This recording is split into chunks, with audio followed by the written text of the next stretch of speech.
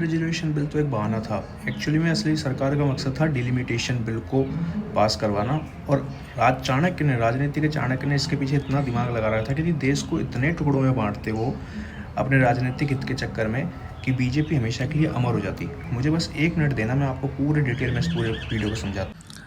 देखो, अब इसको ऐसे समझो, सारी फसाद की जड़ शुरू होती है 131वें संविधान संशोधन से। तो इसमें वुमेन रिजर्वेशन बिल के साथ ये 2 बिल और थे।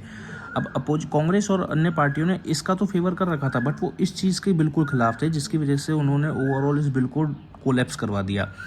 हालांकि ये बिल 2023 में ऑलरेडी पास हो चुका है, जिसका क्रेडिट प्रधानमंत्री बहुत पहले ले भी चुके हैं, बट वापस इन्होंने इसके थ्रू इन दोनों को इम्पोज करना चाहते थे देश में। और ओवरऑल यही हुआ, ये बिल कोलैप्स करा। 298 फेवर में गए थे, 230 अगेंस्ट में गए थे और 356 प्लस वोट चाहिए थे, जो 2/3 मेजोरिटी के साथ नहीं ला पाई।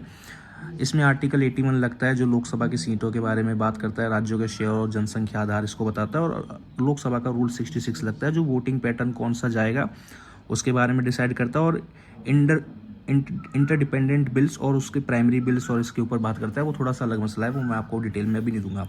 बट जो गेम चाणक्य बुद्धि और विपक्ष की बात थी, विपक्ष ने इसको फेवर करा, इसके अगेंस्ट थे।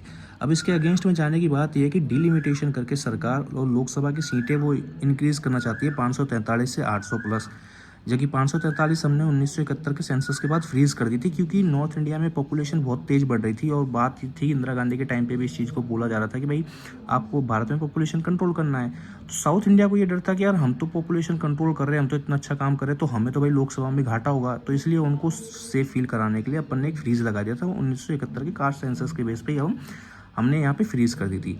बीजेपी इसको बढ़ाना चाहती है। और दूसरा, डीलिमिटेशन के तहत वो क्या देश को इस हिसाब से डिज़ाइन कर देगी सारी सीटों को कि या तो वही पार्टी बीजेपी को ही हर बार वोट मिले और अन्य पार्टियों को जहाँ से वोट ज़्यादा मिलते हैं उन इलाकों को इस तरह से डिस्ट्रीब्यूट कर देगी क्योंकि कांग्रेस या अन्य दल को जीत ना पाए। तो ओवरऑल वो ना अमर हो जाएगी हमेशा के लिए। तो जैसे लॉर्ड कर्जन ने बंगाल को 1905 में 2 बराबर भागों में डिवाइड कर दिया था ना, वैसे ही इनका पूरा काम चल रहा है सारा। और दूसरा, इसमें वही बात होगी यार, अगर सीटों को आप ज़्यादा बढ़ाओगे तो भाई नॉर्थ वर्सेस साउथ की स्थिति आएगी, इसलिए साउथ इंडिया बड़ा दुखी है। वो कह रहा है कि जीडीपी में हिस्सा हमारा ज़्यादा, हम इंडस्ट्रियल सेटअप ज़्यादा देते हैं, हर तरह से हम आपको ज़्यादा भारत में कंट्रीब्यूट कर रहे हैं, फिर भी आप हमें बिल्कुल लेफ्ट आउट फील करा देते हो जब बात आती है कानून बनने की और हमारे पार्लियामेंट में रिप्रेजेंटेशन की। ये सारा मसला था। अगर आपको मेरी बात अच्छी लगी हो तो सेव कर लेना, शेयर कर लेना और फॉलो कर लेना मुझे।